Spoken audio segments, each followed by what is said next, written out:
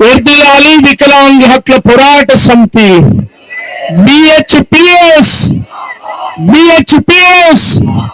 6,000 రూపాయల పెన్షన్లు వెంటనే 6,000 రూపాయల పెన్షన్లు వెంటనే మందకృష్ణ మాదిగన్న గారి నాయకత్వం, పిడికిలందరతాల మందకృష్ణ మాదిగన్న గారి నాయకత్వం, అనగారిన కులాల గొంతుక సబ్బండ వర్గాల యొక్క హక్కుల చైతన్యం మందకృష్ణ మాదిగ గారి నాయకత్వం, మందకృష్ణ మాదిగ గారి నాయకత్వం.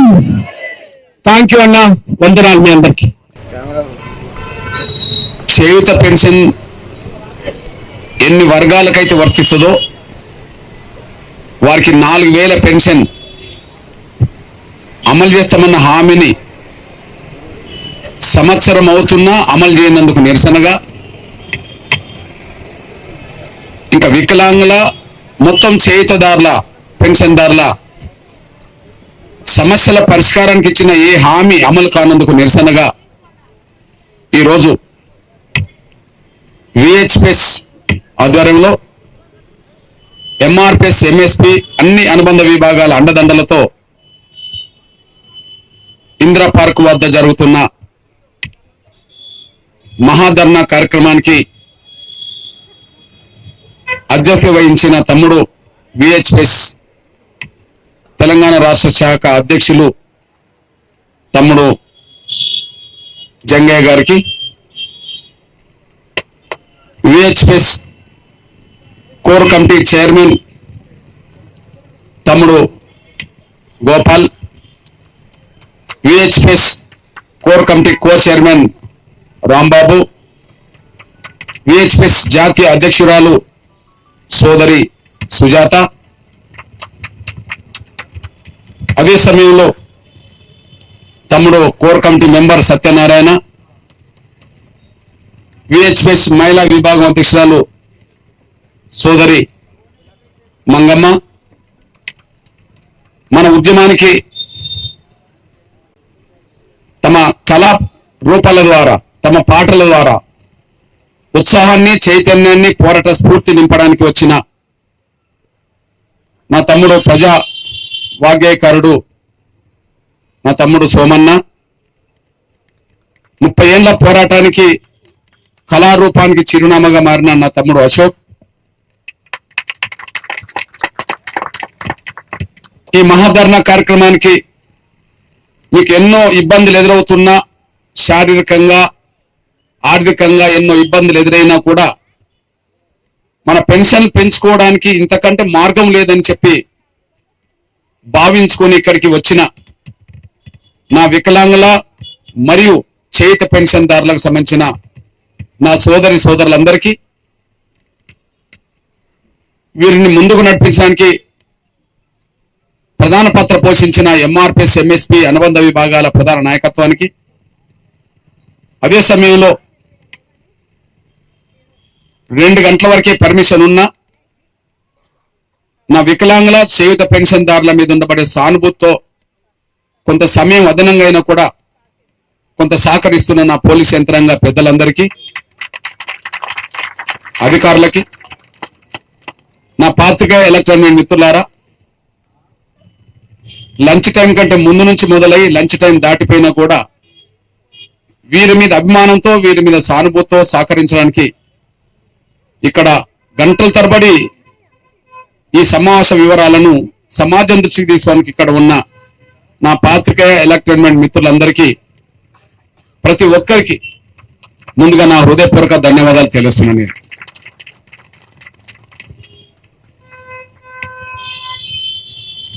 నా సోదరులారా, అదే సమయంలో పాత్రికేయ మిత్రులారా, పోలీస్ యంత్రాంగ పెద్దలారా,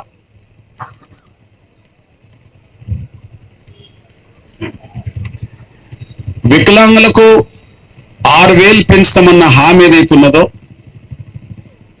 సంవత్సరం అవుతున్నా పెంచకపోవడం ఇది దారుణం, ఇది అన్యాయం. మొత్తం చేయూత పెన్షన్దారుల పెన్షన్ని 4,000 వరకు పెంచుతానన్న హామీని సంవత్సరం అవుతున్నా కూడా పెంచకపోవడం ఇది దారుణం, ఇది అన్యాయం. ఈ దారుణానికి, ఈ అన్యాయానికి ఒడిగట్టింది మాత్రం రేవంత్ రెడ్డి గారి సర్కార్. నేను గమనిస్తున్న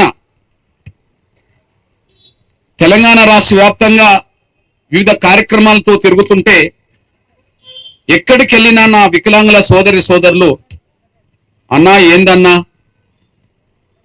పెన్షన్ పెంచుతామని చెప్పి 1 సంవత్సరం అవుతుందన్నా పెన్షన్ పెంచకపోతే ఎట్లనన్నా, రేవంత్ రెడ్డి గారి సర్కారుకు మేము ఓట్లేసినామన్నా ఆయన అధికారం రావడానికి నమ్మి 1 సంవత్సరం గడిచినా పెంచకపోవడం ఏందన్నా అని చెప్పి ఎక్కడికి వెళ్ళినా కూడా నా వికలాంగుల సమాజం, నేను ఎక్కడికి వెళ్ళినా నా దగ్గరకు వచ్చి మాట్లాడుతూ ఉండదు. అట్లనే వృద్ధుల వితంతుల సమాజం, మొత్తం చేయుత పెన్షన్దారుల సమాజం కూడా ఎక్కడికి వెళ్ళినా కూడా నాకు ఇదే అభిప్రాయం వ్యక్తం చేస్తూ, అన్న మీరు ఇక చొరవ తీసుకొని మరొకసారి కార్యక్రమం పెట్టి మా పెన్షన్ పెంచినట్టుగా చూడాలని చెప్పి పదే పదే వాళ్ళు విజ్ఞప్తులు చేసిన సందర్భాలు కనిపించినాయి. చాలా బాధ అనిపించింది. ఇక్కడ మీ అన్నగా, మీ బిడ్డగా ఈ 2 అంశాలకు ఎంఆర్పిఎస్కు బలమైన సంబంధం ఉంది. నేను ఏ ఒక్క రాజకీయ పార్టీకి సంబంధించిన వ్యక్తిని కాదు. నాకు తెలుగు నేల మీదనే కాదు, ఈ దేశంలో ఉండబడే ఏ ప్రధాన రాజకీయ పార్టీలో నాకు సంబంధం లేదు. నాకు ప్రత్యక్షంగా నాకు సభ్యత్వం కూడా లేదు. నా ఒంటి మీద కండువ, నల్ల కండువనే ఉన్నది 30 ఏళ్ళుగా, భవిష్యత్తులో కూడా ఉంటుంది. నేను ఏ పార్టీకి సంబంధించిన వ్యక్తిని కాదు. ఎస్సీ వర్గీకరణ సాధించడం కోసం 94లో ఉద్యమం మొదలు పెడితే 2024 కూడా కొనసాగుతుంది. 30 ఏళ్ల పోరాటానికి చిరునామాగా ఎంఆర్పిఎస్ సమాజం ముందట ఉన్నది. అదే సమయంలో మాదిగ రిజర్వేషన్ పోరాట సమితి లక్ష్య సాధన వర్గీకరణ కోసం 30 ఏళ్లు పోరాటం చేస్తూనే సమాజం పట్ల కూడా బాధ్యత వహించాలి, సమాజం కోసం కూడా మనం పాటుపడాలి, సమాజంలో బాధపడుతున్న వాళ్ళు ఎవరు, ఇబ్బంది పడుతున్న వాళ్ళు ఎవరు, వాళ్ళ పక్షాన్ని కూడా నిలబడాలి. ఈ విషయంలో ప్రధాన రాజకీయ పార్టీలు కూడా సమాజంలో అన్ని వర్గాల పేదల పట్ల బాధ్యతతో పనిచేస్తలేవు. ఎంఆర్పిఎస్ కు సమాజం అండదండలు అందించడం వలన ఎంఆర్పిఎస్ ఒక శక్తిగా ఎదిగింది. తిరిగి ఈ శక్తి ద్వారా సమాజానికి కొంత మేలు చేయాలని చెప్పి వర్గీకరణ పోరాటాన్ని ముందుకు తీసుకెళ్తూనే సమాజంలో ఎన్నో సమస్యల పరిష్కారం కోసం ఎంఆర్పిఎస్ చొరవ తీసుకున్నది, పోరాటం చేసింది, సాధించి పెట్టింది. ఆ సాధించి పెట్టిన పోరాట రూపాల్లో భాగంగా ప్రధానంగా 2004లో గుండె జబ్బుతో బాధపడుతున్న పేదలకు, పేద పిల్లలకు కార్పొరేట్ ఆసుపత్రిలో ఉచిత వైద్యం అందించాలి అని చెప్పి గౌరవ స్వర్గీయ రాజశేఖర్ గారు ముఖ్యమంత్రి ఉన్న కాలంలో ఆగస్టు 7న 2004లో ఒక బలమైన ఉద్యమం జరిగింది. ఆ బలమైన ఉద్యమానికి దిగొచ్చిన రాజశేఖర్ గారు ఆరోగ్యశ్రీ పథకం పెట్టడం జరిగింది. ఆరోగ్యశ్రీ పథకం వాళ్ళ పేదలందరికీ ఉపయోగపడుతున్నది, మనం చూస్తున్నాం. అంతకు ముందు కార్పొరేట్ ఆసుపత్రికి వెళ్ళాలంటే ఏ పేదవాళ్ళు వెళ్ళేటోళ్ళు కాదు. పేదలందరూ గవర్నమెంట్ ఆసుపత్రుల వైపు వెళ్ళేవాళ్ళు, ధనికులందరూ కార్పొరేట్ ఆసుపత్రిలో కనిపించేవాళ్ళు. ధనికులు గవర్నమెంట్ ఆసుపత్రిలో కనిపించే వాళ్ళు కాదు, పేదలు ప్రైవేట్ ఆసుపత్రిలో కనిపించే వాళ్ళు కాదు. కానీ ఎంఆర్పిఎస్ చొరవ తీసుకొని 2004లో పోరాటం మొదలుపెట్టిన తర్వాత ఆ పోరాటానికి సాక్షిగా రాజశేఖర్ గారు ఆరోగ్యశ్రీ పథకం తీసుకొచ్చినాక ఇవాళ ప్రతి పేద కుటుంబాలు ఆరోగ్యశ్రీ కార్డు పేరుతో కార్పొరేట్ ఆసుపత్రిలో వైద్యం పొందుతున్నారు. ఇది దేశంలోనే, ప్రపంచంలోనే ఒక పెద్ద గొప్ప మానవీయ పథకంగా అది పేరు వచ్చింది. అది మనందరూ తెలుసు. అంటే ప్రతి పేదవాడికి కార్పొరేట్ ఆసుపత్రిలో ఉచిత వైద్యం అందించుకునే అవకాశాన్ని ఎంఆర్పిఎస్ కల్పించింది. నేను ఎందుకు చెప్తున్నానంటే 94లో ఎంఆర్పిఎస్ అనేది పుట్టినప్పుడు ఎవరికి తెలియదు, కానీ వాళ్ళ ఎంఆర్పిఎస్ అనేది ప్రపంచానికి తెలిసిపోయింది. 94లో ఎంఆర్పిఎస్ ఆవిర్భావం జరిగినప్పుడు ఎవరికి తెలియదు, కానీ వాళ్ళ ఎంఆర్పిఎస్ అంటే ప్రపంచంలో అందరికీ తెలిసిపోయింది. ప్రపంచంలో అందరికి తెలవడానికి కావాల్సిన కారణం, శక్తినిచ్చింది నాకు సమాజం కాబట్టి సమాజానికి సేవ చేయాలని ప్రపంచంలో అందరికీ గుర్తుంచుకునే విధంగా ఒక శక్తినిచ్చింది సమాజం కాబట్టి, అన్ని వర్గాల సమాజం కాబట్టి అన్ని వర్గాల సమాజానికి చేతనిచ్చే విధంగా మనం పాత్ర పోషించాలని చెప్పి 2004లో ఒక ముస్లిం బిడ్డ, నసీమా గుండె జబ్బు సమస్యను స్వర్గీయ రాజశేఖర్ గారి దగ్గరికి తీసుకెళ్లిన కాలంలో, ముఖ్యమంత్రి ఉన్న కాలంలో ఆయన పెన్షన్ ఆయన 1,40,000 ఇవ్వడానికి కూడా సిద్ధంగా లేని రోజుల్లో, ఆ ఆపరేషన్ ఖర్చు పేదలు పెట్టుకునే స్తోమత లేని రోజుల్లో అసలు పేదలకే ఖర్చు అంతా, ప్రైవేట్ ఆసుపత్రి ఖర్చు అంతా గవర్నమెంటే పెట్టాలని చెప్పి డిమాండ్ చేసి 2004 ఆగస్టు 7న చేసిన ఉద్యమం ఫలితం వల్ల ఆరోగ్యశ్రీ పథకం వచ్చేసింది. అంటే ఎంఆర్పిఎస్ ఎదుగుదలకు సమాజం కారణమైనప్పుడు తిరిగి సమాజంలో ఉండబడే అన్ని వర్గాల పేదలకు మన శక్తి ఉపయోగపడాలి, మన పోరాటాలు ఫలితం ఇవ్వాలని చెప్పి చేసిన పోరాటం వల్ల ఒక ఫలితం వచ్చేసింది. ఇక తర్వాత ఈరోజు నేను 2 విషయాలు చెప్పాను.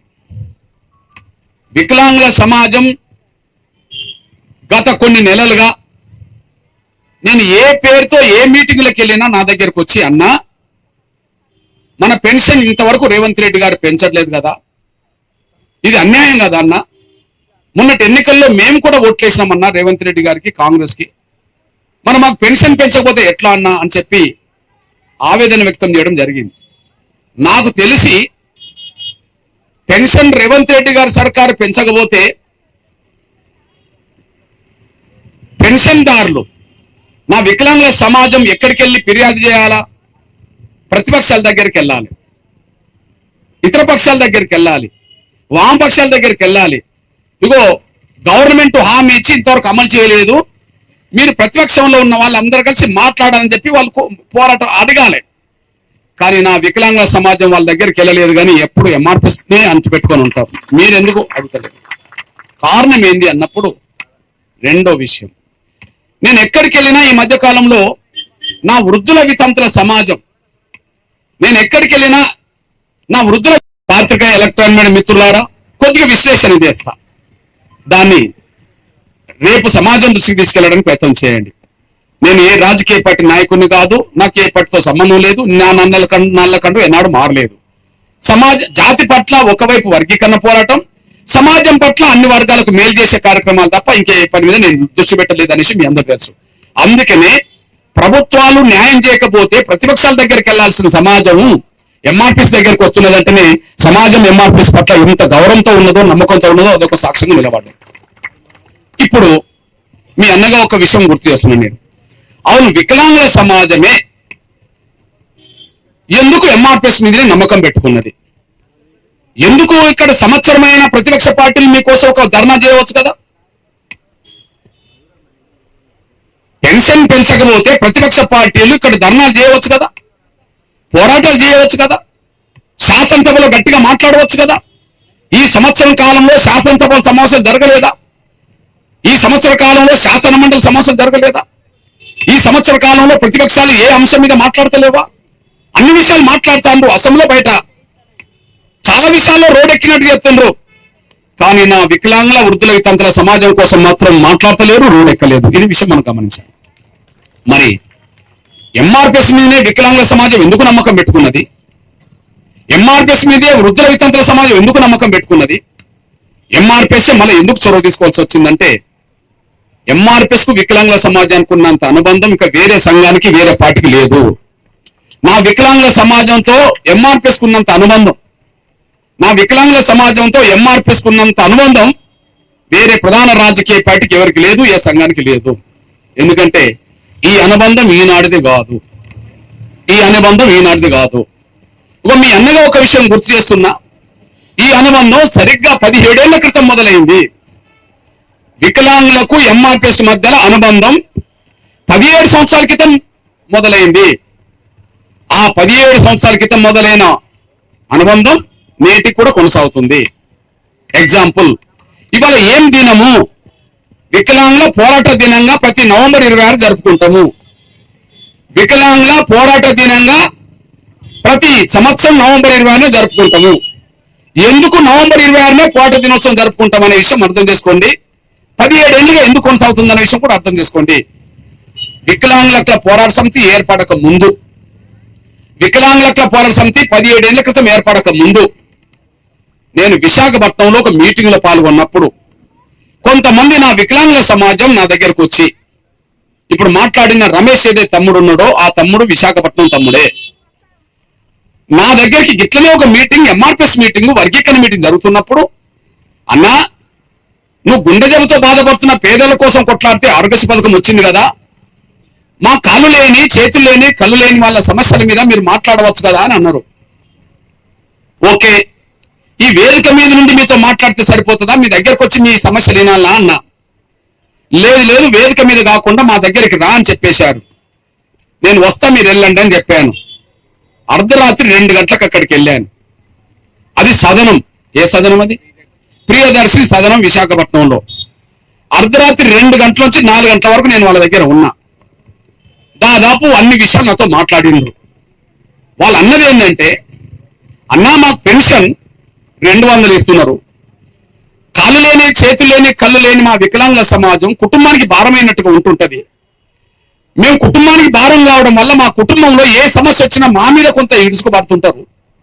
దయచేసి మా కుటుంబానికి భారం కాకుండా మాకేదైనా పెన్షన్ పెరిగేటట్టు చూడు అని చెప్పి అర్ధరాత్రి 2 గంటల నుంచి 4 గంటల వరకు జరిగిన చర్చలో నాతో మాట్లాడారు. అప్పుడు పెన్షన్ ఎంత ఉన్నదని ఆలోచించా. ఆ రోజుల్లో రాజశేఖర రెడ్డి గారు 200 పెన్షన్ ఇస్తున్నాడు.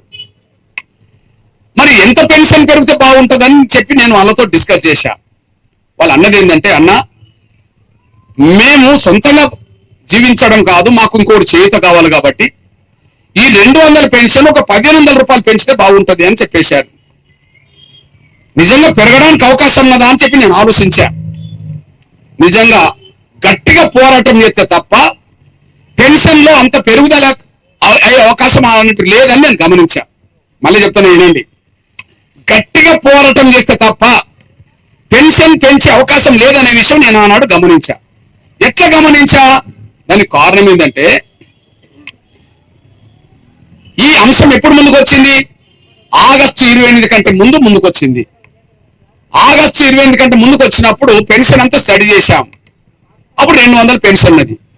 మరి గట్టిగా పోరాటం చేయకపోతే పెన్షన్ పెరగదని నేను ఎందుకు అనుకుంటున్నానంటే, 2004 ఎన్నికల సమయంలో కాంగ్రెస్ పార్టీ మేనిఫెస్టోలో ఒకటి ఉన్నది. చంద్రబాబు నాయుడు గారి ప్రభుత్వం, టీడీ ప్రభుత్వం 75 రూపాయలు పెన్షన్ ఇస్తున్నది. కాంగ్రెస్ కనుక అధికారంలోకి వస్తే 150 కలిపి 225 పెన్షన్ ఇస్తాము అని అన్నారు. అంటే 75 రూపాయలు పెన్షన్ తెలుగుదేశం ప్రభుత్వం అప్పటికే ఇస్తున్నది. దానికి 2 చేసి 150 కలిపి 225 పెన్షన్ ఇస్తామని ఉన్నది. అలా 2004లో రాజశేఖర్ గారు ముఖ్యమంత్రి అయ్యిండు. మరి పెన్షన్ ఇవ్వాల్సిందెంత? 225 ఇవ్వాలి. అది లిఖితపూర్వకంగా ఉంటుంది 225 అని చెప్పి. 225 ఇస్తామని చెప్పి లిఖితపూర్వకం ఉన్నా స్వర్గీయ రాజశేఖర్ గారు ముఖ్యమంత్రి ఉన్న కాలంలో 2004లో ఇచ్చింది 200, 2005 ఇచ్చింది 200, 2006లో ఇచ్చింది 200, 2007 నేను వికలాంగుల సమాజంతో ఆ రాత్రిపూట మాట్లాడుతున్న సమయానికి ఇచ్చింది 200. పెన్షన్ ఇవ్వాల్సింది ఎంత? రాజశేఖర్ గారు 225 ఇస్తూ వస్తున్నది ఎంత? 200. ఎగ్గొట్టింది ఎంత? 25 రూపాయలు. అంటే హామీ ఇచ్చిన 225 ఇవ్వని రోజుల్లో, హామీ ఇచ్చిన 225 ఇవ్వని రోజుల్లో 25 రూపాయలే భారం అనుకొని ఎగ్గొడుతున్న రోజుల్లో నా వికలాంగుల సమాజం నాకు 1500 రూపాయలు బాధ్యత అప్పచెప్పింది. అయినప్పటికీ నేను ఎవరి కోసం కొట్లాడాలి? ఒక అట్టడుగు జాతి కోసం కొట్లాడుకుంటూ వచ్చాను. ఒక మానవీయ సమస్యలో ఒక గొప్ప ఉద్యమాన్ని, గుండె జబ్బుల పిల్లల ఉద్యమం నడిపి ఆరోగ్యశ్రీ పథకం సాధించాం. ఇక భవిష్యత్తులో నేను ఏదైనా పోరాటం చేస్తే నా వికలాంగుల కోసమే చేస్తానని చెప్పి, నా కాళ్ళు లేని, చేతులు లేని, కళ్ళు లేని, మాట్లాడడానికి నోరు లేని, వినడానికి చెవులు లేని నా వికలాంగుల సమాజానికి అండ ఉండడం నా అదృష్టంగా భావించుకుంటా. వీళ్ళ కోసం నేను పోరాటం చేస్తానని చెప్పి ఆనాడు మాటిచ్చి పోరాటం మొదలు పెట్టాం. అక్కడ మాటిచ్చి ఆగస్టు 28వ తారీఖు నాడు ఇక్కడ VHPS 2007లో ఏర్పాటు చేసి, ఆ ఏర్పాటు చేసిన దాని నుంచి మన ఉద్యమాన్ని నిర్మించడం కోసం లక్షల మందిని సమీకరించే ప్రయత్నం చేయడం జరిగింది. ఇక్కడ మీరు గమనించండి, ఇవాళ పోరాట దినం అంటున్నాం కదా, నవంబర్ 26 పోరాట దినము. కానీ నవంబర్ 26 ఆనాడు చలో హైదరాబాద్ పిలుపునిచ్చాం. ఆగస్టు 28న మీటింగ్ VHPS ఏర్పాటు చేసి దానికి MRPS తోడుగా నిలబడి చలో హైదరాబాద్ పిలుపునిచ్చాం. నేను స్వయాన 100-110 మీటింగ్ లో నేను పాల్గొన్నా దాన్ని జయప్రదం చేయడానికి. హైదరాబాద్ కు ఇదే రోజు 2007 నవంబర్ 26న నిజాం కాలేజ్ గ్రౌండ్ నిండడమే కాదు, బషీర్బాగ్ ప్రాంత రోడ్లన్నీ మన వికలాంగ సమాజంతో నిండిపోయినాయి. ఇది ఆనాటి సభ, ఇది ఆనాటి సభ, లక్షల మంది వచ్చారు. ఇది ఆనాటి సభ, లక్షల మంది వస్తారు. ఈ వేదిక మీద మన దత్తన్న ఉన్నాడు, ఇప్పుడు గవర్నర్. అదే సమయంలో సోదరులు జయప్రకాష్ నారాయణ గారు ఉన్నారు, మన కిషన్ రెడ్డి గారు ఉన్నారు, సిపిఎం నాయకులు రామ్లాన్ ఉన్నాడు, న్యూ డెమోక్రసీ నాయకుడు గోవర్ధన్ ఉన్నాడు, ఇప్పుడు మాట్లాడిన తమ్ముడు నాగేశ్వరరావు కూడా అప్పుడు సభాధ్యక్షత వహించాడు. వీళ్ళందరూ నాయకులు ఉన్నారు. అంటే భారతదేశంలో కాదు, ప్రపంచంలోనే ఒక చోటికి లక్షల మందిని రప్పించిన చరిత్ర ఎంఆర్పిఎస్ కు విహెచ్పిఎస్ ఉన్నది. అదే రోజు ఇన్ని లక్షల మంది నా వికలాంగ సమాజం వచ్చారు కదా, ఇక పెన్షన్ పెరిగేటట్టుగా ఉద్యమం చేద్దామని చెప్పి నిజాం కాలేజ్ గ్రౌండ్ మీటింగ్ అయిపోయిన వెంటనే లక్షలాది మందిని తీసుకొచ్చి బషీర్బాగ్ బాబు జగ్జీవన్ విగ్రహం కాడ మొత్తం దిగ్బంధం చేయడం మొదలు పెట్టాం. రాత్రి నుంచి మొదలుకుంటే తెల్లారి వరకు. తెల్లారి రాజశేఖర్ గారి ప్రభుత్వం చర్చలకు వచ్చింది. ఆ చర్చలకు వచ్చిన తర్వాత ఆ చర్చలు ఫలితం ఇచ్చినాయి. ఆ ఫలితం ఇచ్చిన రోజు 200 పెన్షన్ ని 1100 డిమాండ్ పెడితే వెంటనే 500 రూపాయలు పెంచడానికి వాళ్ళు అంగీకరించింది రాజశేఖర్ గారు గవర్నమెంట్. ఇప్పుడు మీరు చెప్పండి, 225 ఇవ్వాల్సిన రాజశేఖర్ గారు 3 ఏళ్లు గడిచినా ఇవ్వలే. 25 రూపాయలు ఎగ్గొట్టిండు అనే విషయం స్పష్టంగా అర్థమైపోయింది. కానీ 25 రూపాయలే భారం అనుకుని ఎగ్గొడుతున్న రాజశేఖర్ గారి చేతులతోటే 500 సాధించిన చరిత్ర ఎంఆర్పిఎస్కి వచ్చేసింది అప్పటికే. ఇక నేను చెప్పదలుచుకున్నది అంటే, ఆనాడు రాజశేఖర్ గారు, ఈనాడు రేవంత్ రెడ్డి గారు. ఆనాడు రాజశేఖర్ గారు, ఈనాడు రేవంత్ రెడ్డి గారు. రేవంత్ రెడ్డి గారికి రాజశేఖర్ గారికి తేడా ఏంటంటే, రేవంత్ రెడ్డి గారికి రాజశేఖర్ తేడా ఏంటంటే, నవంబర్లో హామీ ఇచ్చిండు. నవంబర్ 26 తారీఖు నాడు, ఈ రోజు నవంబర్ 27 హామీ ఇచ్చిండు. అంటే 27 తారీఖు నాడు చర్చలు జరిగినాయి. అది బషీర్బాగ్ కాడికి మంత్రులు వచ్చిండ్రు. ఎవరెవరు వచ్చిండ్రు? ముఖేష్ గౌడ్ అన్న వచ్చిండ్రు. ఎవరు వచ్చిండ్రు? రాజ్యలక్ష్మి గారు, నేదురుమల్లి రాజ్యలక్ష్మి గారు వచ్చేసిండ్రు. అక్కడ కలెక్టర్ ఉండబడే చంద్రవర్ధన్ గారు వచ్చారు. చర్చలు జరిగినాయి. అంతిమంగా ఫలితం ఇచ్చింది. ఇక్కడ మీ అన్నగా చెప్తున్నట్టే, హామీ ఇచ్చింది నవంబర్ 27, అంటే రేపటి రోజు. పోరాటం మొదలైంది మాత్రం ఈ రోజు 17 ఏళ్ల క్రితము. కానీ ఆయన పెన్షన్ పెంచుతున్న హామీ ఇచ్చిన అది నవంబర్ అవుతే 200 పెన్షన్ 500 అమలు చేసింది డిసెంబర్ నుంచే. 1 నెల రోజులు అమలు చేశాడు. మరి ఈయన సంవత్సరం అమలు చేయలేదే. నెల రోజుల్లో నవంబర్లో హామీ ఇచ్చి డిసెంబర్లో అమలు చేసిండు. నవంబర్లో హామీ ఇచ్చి డిసెంబర్లో అమలు చేసిండు. కానీ 2023 అక్టోబర్లో హామీ ఇచ్చి 2024 నవంబర్ అయిపోయి డిసెంబర్ వచ్చినా కూడా, సంవత్సరం గడిచినా కూడా హామీ ఇచ్చింది అమలు చేయలేదంటే, నాకు తెలిసి పెన్షన్ పెంచుతామని హామీ ఇచ్చి అమలు చేసే కాడ రేవంత్ రెడ్డి గారి కంటే 1000 రెట్లు రాజశేఖర్ గారు నయమనే విషయం స్పష్టంగా రుజువు అయిపోయింది. రేవంత్ రెడ్డి గారి కంటే 1000 రెట్లు రాజశేఖర్ గారు నయమనే విషయం రుజువు అయిపోయింది. అందువల్ల రేవంత్ రెడ్డి గారు అబద్ధాల పునాదుల మీద అధికారంకి వచ్చిందనే విషయం రుజువు అయిపోయింది. అబద్ధాలు చెప్పి ఓట్లు వేయించుకొని అధికారంకి వచ్చిందనే విషయం రుజువు అయిపోయింది. సంవత్సరం. ఇకపోతే మీ అన్నగా చెప్తున్నాను నేను, వికలాంగుల సమాజంతో ఆనాటి నుంచి ఈనాటి వరకు వికలాంగుల సమాజానికి అండగున్నది, హక్కును చేసుకుంటున్నది, తోడుగున్నది, నీడగున్నది, కలిసి పనిచేసేది ఎంఆర్పిఎస్ మాత్రమే. ప్రతిపక్షాలు ఇక్కడ కాదు. మరి నేను ఎక్కడికి వెళ్ళినా వృద్ధుల వితంతుల సమస్య వచ్చింది. నేను ఎక్కడికి వెళ్ళినా వృద్ధుల వితంతులు కూడా, బిడ్డ మా పెన్షన్ ఎందుకు పెంచలేదు అంటుండ్రు. వాళ్ళపై ప్రతిపక్షాలను అడగాలి. మరి ఎందుకు ఎంఆర్పిఎస్ అడుగుతుందంటే, ప్రతిపక్షాల కంటే ఎంఆర్పిఎస్ మీదనే వృద్ధులకు వితంతులకు గౌరవం ఎక్కువ, నమ్మకం ఎక్కువ. కారణం ఏందనే విషయం మనం అర్థం చేసుకుంటే దానికి ఒక స్టోరీ ఉన్నది. మీరు ఒకసారి గమనించండి. ఇవాళ 2024లో పెన్షన్ 4000 అమలు జరగాలి. కానీ ఒక విషయం గుర్తు చేసుకోండి, 2004-2014 మధ్యలో వృద్ధుల వితంతుల పెన్షన్ 200 రూపాయలు ఉండేది. 2004లో రాజశేఖర్ గారు మే నెలలో ముఖ్యమంత్రి 200 ఇచ్చిండు.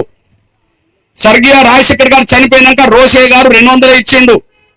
రోషే గారు దిగిపోయినాక కిరణ్ కుమార్ గారు కూడా 200 ఇచ్చిండు. రాజశేఖర్ గారు ముఖ్యమంత్రి అయింది 2004 మే నెలలో.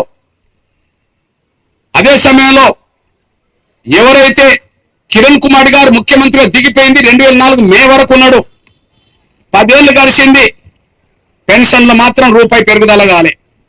2004లో 200, 2014లో 200. 10 ఏళ్ళు గడిచిన రూపాయి పెరగని పెన్షన్ ఇవాళ 4000 డిమాండ్ దాకా వచ్చిందంటే దాని కూడా ఎంఆర్పీఎస్ కారణం. అందువల్ల వృద్ధులు వితంతులు మన నమ్మకం పెట్టుకుంటారు. మరి 10 ఏళ్ళు గడిచిన రూపాయి పెరగని పెన్షన్ ఇవాళ 200 నుంచి 2000, 2000 నుంచి 4000 దాకా ఎందుకు రావాల్సిన పరిస్థితి వచ్చిందంటే ఆ నమ్మకం ఎంఆర్పీఎస్ మీద వాళ్ళు ఎందుకు పెట్టుకున్నారంటే దానికి ఒక కారణం ఉన్నది. ఒక రోజు మహబూబాద్ దగ్గర గుండ్రాత్మడుగు అనే ఒక గ్రామానికి సంబంధించిన ఒక పెరక బీసీ తల్లిని కన్న కూతురులే సాధలేక మహబూబాద్ నుండి తీసుకెళ్లి నర్సంపేట బస్ స్టాండ్ లో వదిలేసి వచ్చారు. ఆ రోజు పేపర్లో చూశాం, భారమైన పేగుబంధం, కన్న తల్లిని బస్ స్టాండ్ లో వదిలేసి వెళ్ళిన కూతురు అని చెప్పి పేపర్లో చూశాం. ఫోటో వచ్చింది ఆ తల్లిది, ఒక బీసీ పెరక తల్లి. 2012 సంవత్సరం గురించి నేను మాట్లాడుతున్నా. ఇక పోతే ఇంకొక దిక్కు రాజిరెడ్డి వెంకట నరసమ్మ అని పురుగుల మందు పోసుకొని చచ్చిపోయినరు.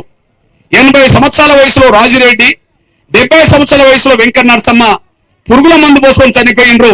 అది వరంగల్ జిల్లా చిట్యాలో జరిగింది. ఫోటోలు వచ్చినాయి. ఆ ఫోటోలో పేపర్లు ఏమొచ్చిందంటే పండు టాకుల బలవన్ మరణం, పోషించే దిక్కు లేక అగాత్యం అని చెప్పి ఆ రోజు పేపర్లో ఫోటోలు చూశాం. ఈ రెండు చూసి ఒక మనసు బాధపడ్డది. అరే, గుండె జబ్బుతో బాధపడుతున్న వాళ్ళ కోసం ఉద్యోగం చేస్తే ఆరోగ్యశ్రీ పథకం సాధించాం కదా, ఎంతో కొంత నా వికలాంగుల సమాజం కోసం పోవడం చేసి పెన్షన్ కొంత పెరిగేటట్టు చేశాం కదా, కానీ నా వృద్ధుల వితంతుల పెన్షన్ రూపాయి పెరగలేదు కదా, వాళ్ళ కోసం కష్టపడదాం. కన్న బిడ్డలు సాధలేకపోయినా పెన్షన్ పెరిగితే ఆ పెన్షన్ మీద వాళ్ళు బతుకుతారని చెప్పి వాళ్ళ పెన్షన్ 1000 రూపాయలు పెరగాలని చెప్పి ఉద్యమం మొదలు పెట్టాల్సిన పరిస్థితి వచ్చేసింది. ఆ ఉద్యమ రూపాన్ని తీసుకెళ్లడానికి 9 నెలల పాటు రాష్ట్ర వ్యాప్తంగా తిరిగి ఏప్రిల్ 25వ తారీఖు నాడు ఉప్పల్ దగ్గర 100 ఎకరాల ఖాళీ స్థలం చూసుకొని 10 లక్షల మందితో మీటింగ్ పెట్టాం. ఆ 10 లక్షల మంది వేదిక మీదకి అప్పుడు ప్రతిపక్ష నాయకుడుగా ఉండబడే గౌరవ కేసీఆర్ గారి దగ్గరికి వెళ్ళి నేను రమ్మని ఆహ్వానించా. అదే సమయంలో గౌరవ చంద్రబాబు నాయుడు ప్రతిపక్ష నాయకుడు, ఆయన నేను ఆహ్వానించా. ఆయన పాదయాత్రలు ఉన్నాడు. మిగిలిన అన్ని పార్టీల లీడర్లను కూడా ఆహ్వానించా. 10 లక్షల మందితో ఉప్పల్లో జరిగింది. అటు వికలాంగుల సమాజం ముందుకు నడిచి వృద్ధుల వితంతులను కూడగట్టి ఎంఆర్పీ చేతితో 10 లక్షల మందితో జరిగింది. కేసీఆర్ గారు రాలేదు కానీ సోదరులు ఈటల రాజేందర్ గారిని పంపారు. అదే సమయంలో చంద్రబాబు నాయుడు గారు ప్రతిపక్ష నాయకుడిగా పాదయాత్ర ముగించుకొని ఏప్రిల్ 27, 2013లో ముగించుకొని సరాసరి హైదరాబాద్ మీటింగ్ వచ్చాడు. అన్ని పార్టీల లీడర్లు వేదికను తీసుకొచ్చాం. అప్పుడు అందరిని ఒక ప్రశ్నించాం. చంద్రబాబు నాయుడు గారు వేదిక మీద ప్రశ్నించాం, సార్ 2004లో మీ జీతాలు 25,000 ఉంటే ఇప్పుడు 50,000 చేసుకున్నారు సార్, 1,00,000 దాకా వస్తాను సార్. కానీ 2004లో పెన్షన్ 200 వీళ్ళకుంటే 2012-13లో కూడా 200 పెన్షన్ ఉంది సార్. బడ్జెట్ పెరిగింది, మీ జీతాలు పెరిగినాయి, కానీ మీకు ఓట్లేసి గెలిపించిన వృద్ధుల వితంతుల పెన్షన్ ఎందుకు పెంచలేదని చెప్పి ఆ వేదిక మీద అడిగితే వెంటనే చంద్రబాబు నాయుడు గారు నేను అధికారానికి వస్తే 1000 రూపాయలు పెన్షన్ పెంచుతామని చెప్పడం జరిగింది.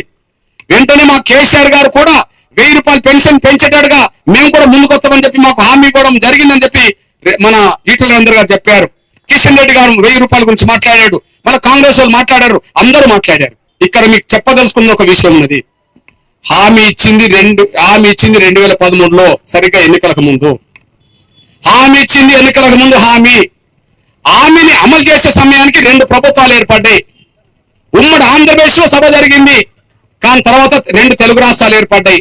2 తెలుగు రాష్ట్రాలు ఏర్పడ్డ తర్వాత ఇక్కడ కేసీఆర్ గారు ముఖ్యమంత్రి అయ్యాడు, అక్కడ చంద్రబాబు నాయుడు గారు ముఖ్యమంత్రి అయ్యాడు. ఇక్కడ కేసీఆర్ ముఖ్యమంత్రి అయ్యాడు, అక్కడ చంద్రబాబు నాయుడు గారు ముఖ్యమంత్రి అయ్యాడు.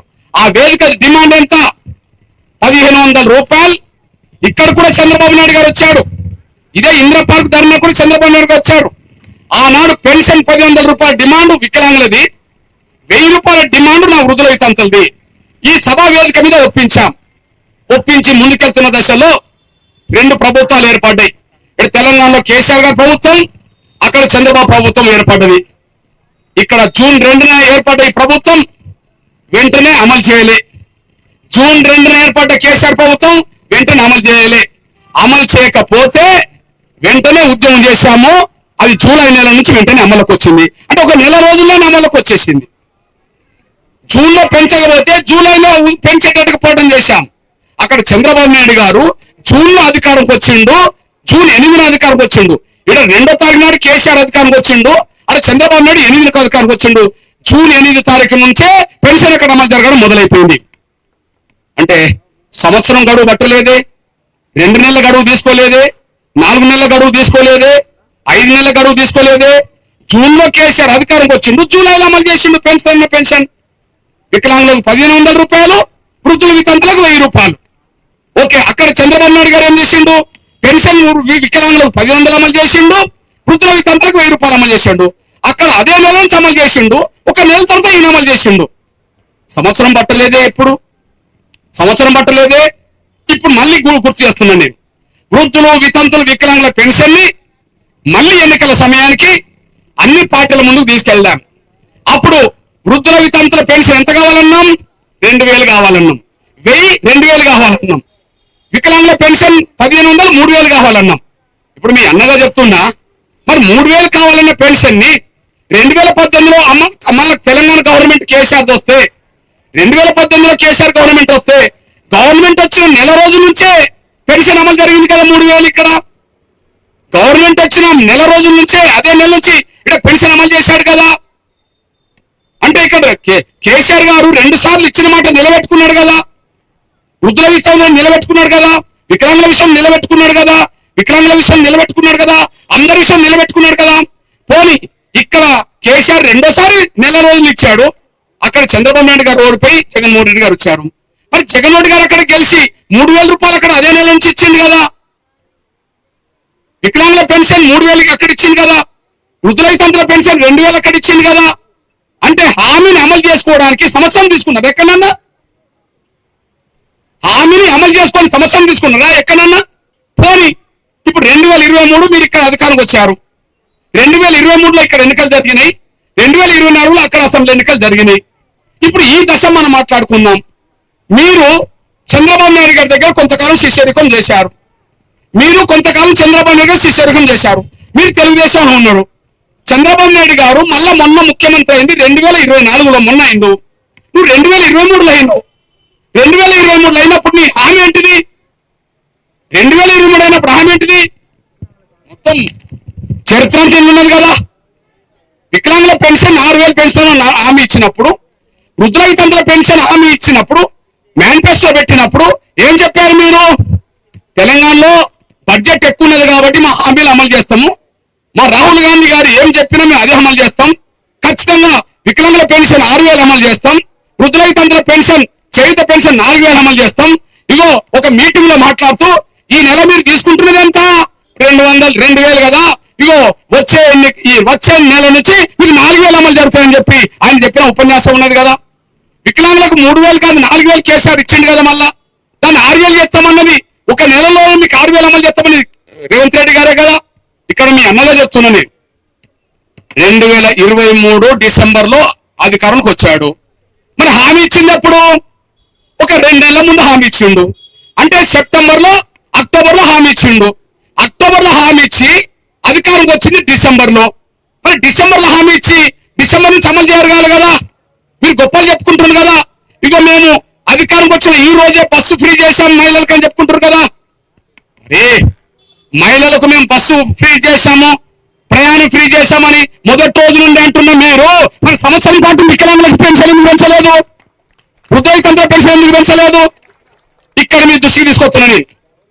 ఇప్పుడు చంద్రబాబు నాయుడు గారు పార్టీలో కొంతకాలం పనిచేసిన రేవంత్ రెడ్డి గారు చంద్రబాబు నాయుడు కంటే ముందు ముఖ్యమంత్రి అయింది కదా. ఇక్కడ మొన్నటి ఎన్నికలు 2023 ఇక్కడ జరిగినాయి, 2024లో అక్కడ జరిగినాయి అసెంబ్లీ ఎన్నికలు. ముందు ముఖ్యమంత్రి అయింది ఎవరు? రేవంత్ రెడ్డి గారు. ముందు పెన్షన్ పెంచాల్సింది ఎవరు? రేవంత్ రెడ్డి గారు. మరి ఇంతవరకు పెంచలేదు. కానీ 2024లో అధికారంకి వచ్చాడు కదా. ఇగో నేను చంద్రబాబు నాయుడు గారిని కూడా కలిశాను. ఎవరిని కలిశాను? నేను చంద్రబాబు నాయుడు గారిని కలిశాను. ఎవరిని కలిశాను? నేను చంద్రబాబు గారిని కలిశాను. చంద్రబాబు నాయుడు గారిని కోరాం. స్వయాన ఎన్నికల హామీ ఇచ్చింది ఏప్రిల్లో, స్వయాన ఎన్నికల్లో హామీ ఇచ్చింది ఏప్రిల్లో. మేము కలిసినప్పుడు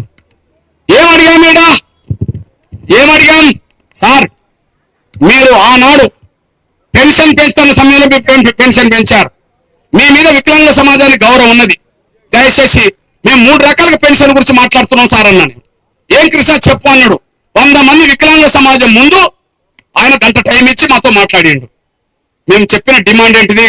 సార్ ఇక్కడ చేయూత, అక్కడ ఆసర, అంతేనా సార్? ఆసర పెన్షన్లు అన్ని 2000 నుంచి 4000 పెంచాలి సార్ అన్నాం.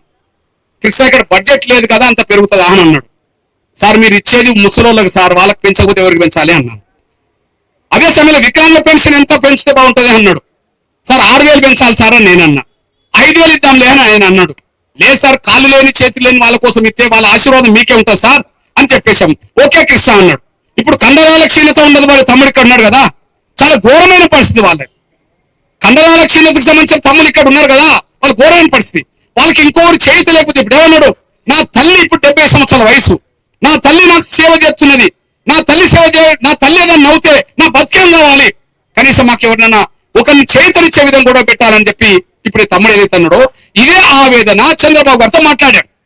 ఇదే ఆవేదన చంద్రబాబు మాట్లాడాడు. కండరాల క్షీణత వ్యాధి చాలా భయంకరమైన వ్యాధి సార్. వాళ్ళకి ఇంకోటి లేకపోతే వాళ్ళు బతకలేరు, వాళ్ళ ఆయుష్ దినం దినం క్షీణిస్తుంటాయి.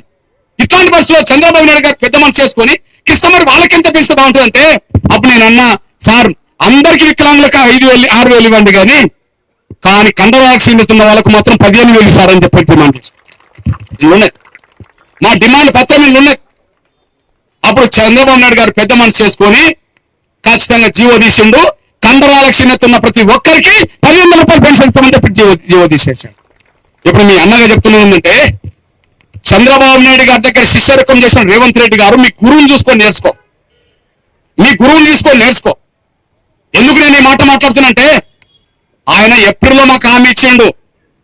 ఎవరు? వృద్ధుల వితంతుల ఆసర పెన్షన్దారుల పెన్షన్ 4000 పెంచాలని ఏప్రిల్లో హామీ ఇచ్చిండు.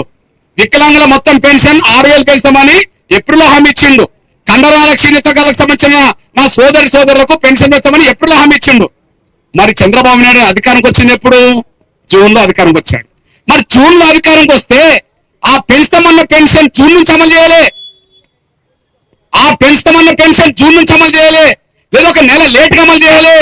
ఆయనే చొరవ తీసుకొని అన్నాడంటే, నేను పెంచుతామని హామీ ఇచ్చింది ఏప్రిల్లో కనుక, నన్ను నమ్మి వాళ్ళు ఓట్లేశారు కనుక, నేను అధికారంకి వచ్చాను కనుక వాళ్ళకు నేను హామీ ఇచ్చిన రోజు నుంచే పెన్షన్ అమలు చేస్తానని చెప్పేశాడు.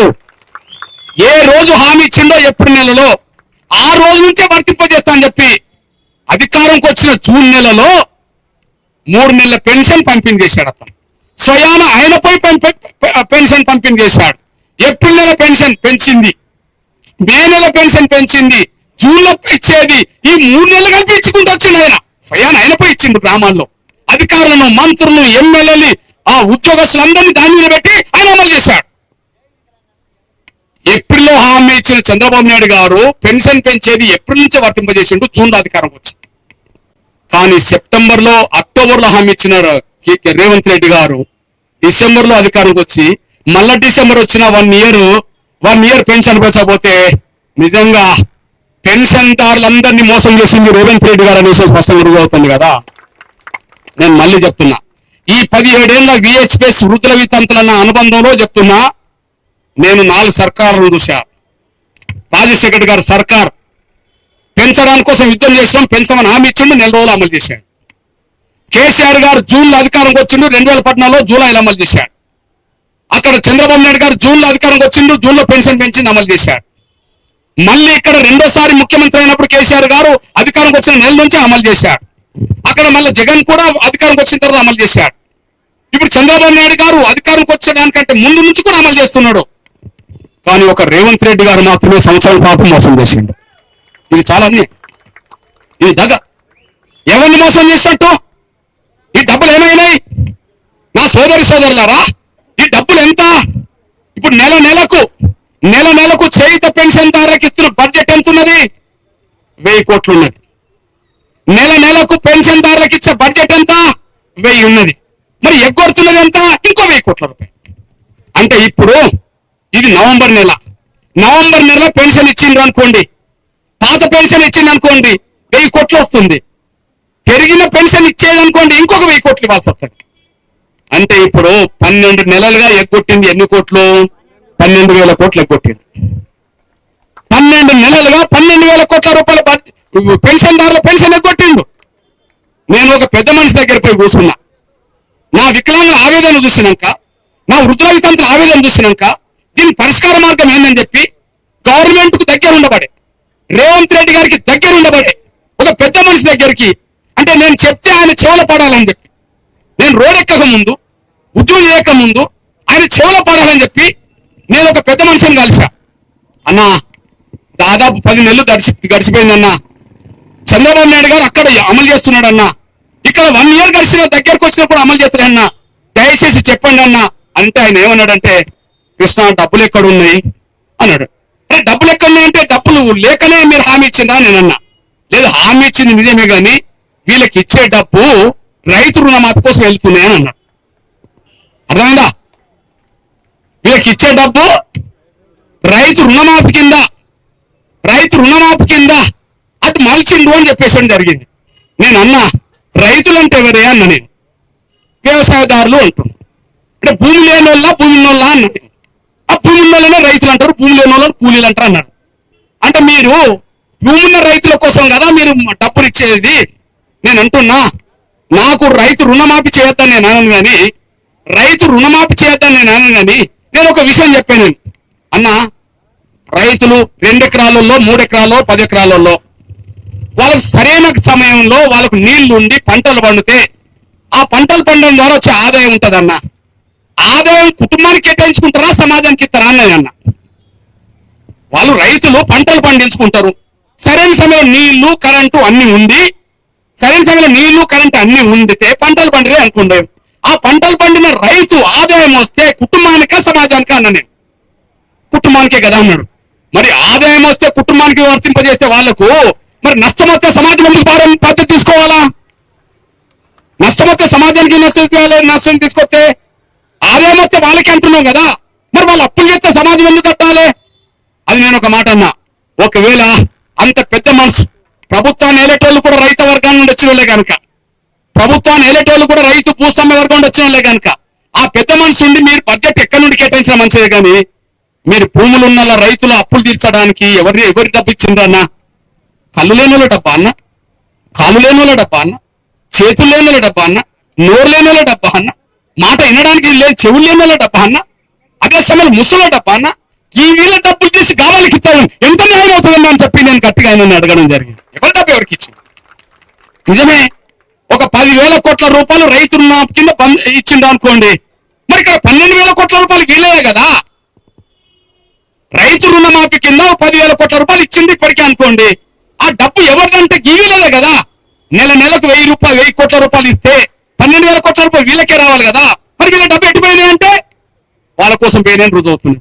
అంటే ఏదో అంటారు చూడు, ఎవరి సొమ్ము ఎవరో దానం చేసినట్టుగా. అత్త సొమ్ము, అది సామెత ఉన్నదా లేదా?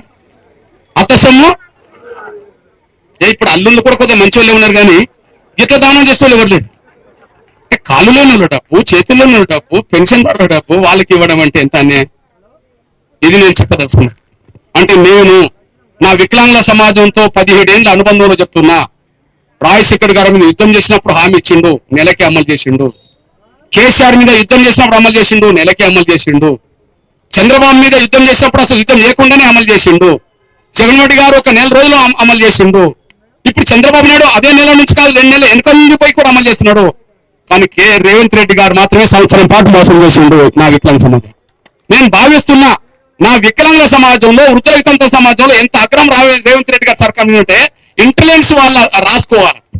ఇంటెలిజెన్స్ సంబంధించిన పెద్దలారా మీరు రాసుకోండి. ఇప్పటికిప్పుడు ఏ కారణాల వల్ల ఎన్నికలు వచ్చినా దాదాపు చేయుత పెన్షన్దారులందరూ 44 లక్షల మంది కదా, ఒక్కడు ఓటేరు ఈయనకు. చేయుత పెన్షన్దారుల సంఖ్య ఎంత? 44 లక్షల పైగా ఉన్నారు. 44,50,000 చిల్లర. ఎంత? 44,55,250 మంది పెన్షన్దారులు ఉన్నారు ఇక్కడ. ఎవరైనా ఎత్తారా? సంవత్సరం కాటు కొట్టిన వాళ్ళకి ఎవరైనా ఎత్తారా? అంటే రేవంత్ రెడ్డి గారు రేపు నీ సర్కార్ కూలిపోవడానికి వేరే వాళ్ళు కారణం కాదు కానీ